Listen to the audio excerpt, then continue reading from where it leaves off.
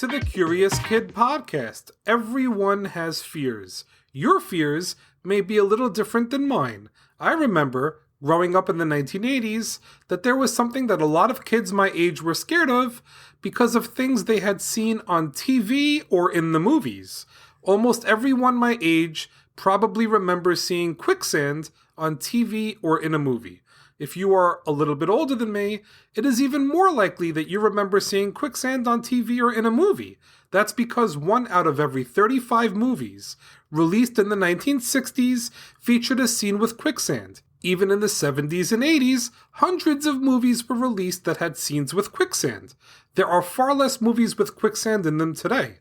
Approximately 1 out of every 200 movies made these days has quicksand.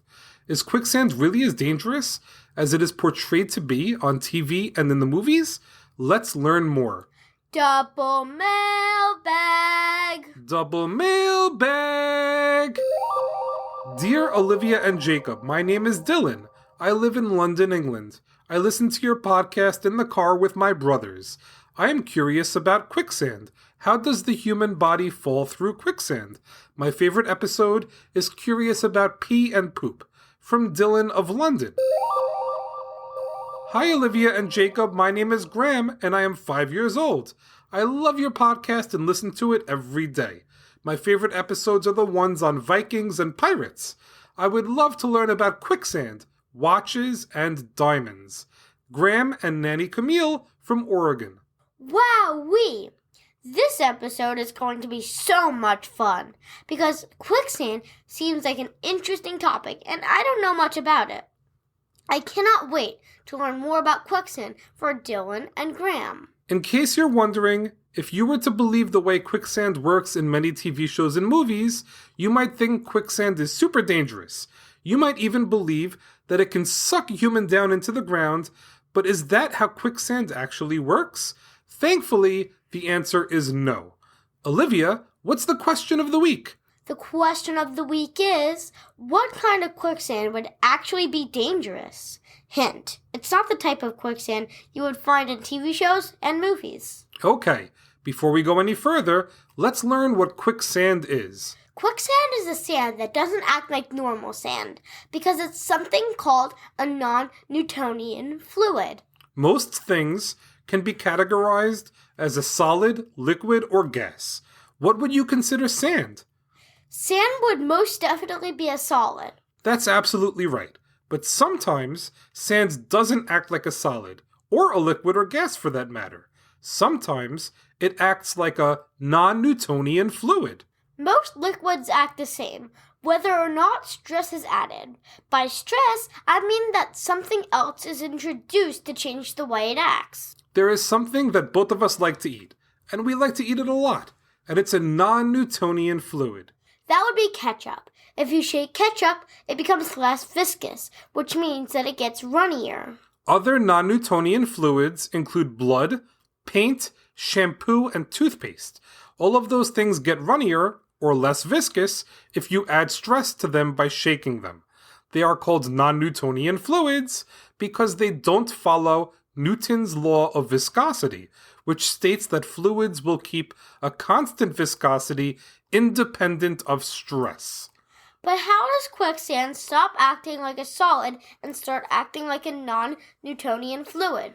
Because, in the case of quicksand, the sand is saturated with water. By saturated, it means the sand is so full of water that no more water can be absorbed. So, if there is an area of loose sand, and the loose sand fills up with water, that sand will become agitated. Just like what happens when you become agitated, agitated sand doesn't work the way it's supposed to. It becomes all soupy and can no longer support the weight of something on top of it. There are two main things that can turn regular sand into quicksand. One of those things is flowing underground water. The other thing that can agitate sand is earthquakes. Earthquakes are capable of increasing the pressure of the water underground, which will then mix with sand so that the sand acts more like a liquid than a solid. Flowing underground water or earthquakes can increase vibrations in the sand, loosening the force of friction that usually keeps sand together. Water needs to be nearby for the sand to turn into quicksand. That means that places like beaches, marshes, and riverbanks are places where quicksand is most likely to form. If you've been on the beach before, you probably know how water impacts sand. If you stand far from the ocean, on the driest part of the beach, the sand will support your weight very well. But as you approach the water, where the sand has some moisture in it, the sand will act differently. There is something called a capillary attraction that allows sand that is moderately wet to clump together, which is why this type of sand is perfect for building sand castles. But if the amount of water in the sand was high enough for the sand to be completely saturated, quicksand would result.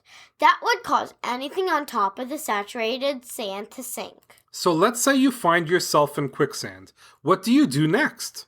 If you ever find yourself in quicksand, which is very unlikely but not impossible, the first rule is not to panic. In quicksand, the more you move, the faster you sink.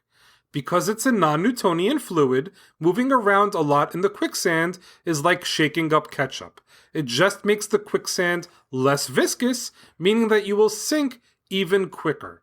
If you relax in quicksand, your body will be able to float in it. That's because your body is less dense than quicksand. Also, quicksand is denser than water. That means that it's actually easier to float in quicksand than it is to float in water. So the best approach to take in quicksand is to make very slow movements to bring yourself back to the surface. Once you return to the surface, lie on your back to float. And if you end up in quicksand and forget all the tips we just gave you for getting out, and you start going crazy and flailing your arms and legs around, chances are you will still be just fine, because most quicksand found in nature is not more than a few inches deep.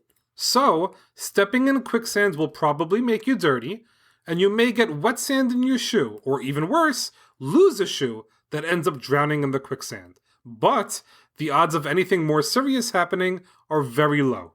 Even though quicksand, as we know it, isn't very dangerous, it does have a relative that is dangerous, and is the answer to the question of the week. Olivia, what kind of quicksand would actually be dangerous? Dry quicksand would be dangerous, but don't worry because our dry quicksand has never been discovered in nature, and it has only been created in a lab. So, quicksand is wet, like we learned a few minutes ago. Dry quicksand, as the name would suggest, is dry. Scientists have created dry quicksand by blowing air through sand. Doing this creates a very loose collection of sand that could barely hold its own weight. That means that if any object was placed on dry quicksand, it would sink instantly, with the sand collapsing over the object, burying the object underneath.